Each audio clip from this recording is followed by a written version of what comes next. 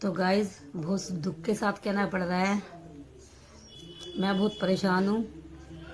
और ये जो मेरी वीडियो आपके सामने आई है, ये यूं ही नहीं आई।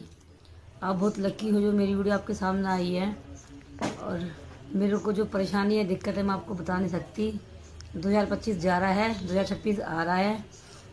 मेरे लीवर, किडनी, फेफड़े, पैनक्रियाज और जो भी मेरे को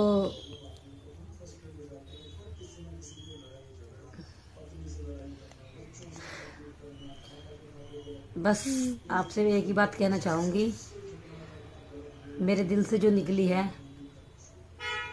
happy new year my family, God bless you. ये नाम होगा मजा, जहाँ भी वो जाए सारे बोले मजा।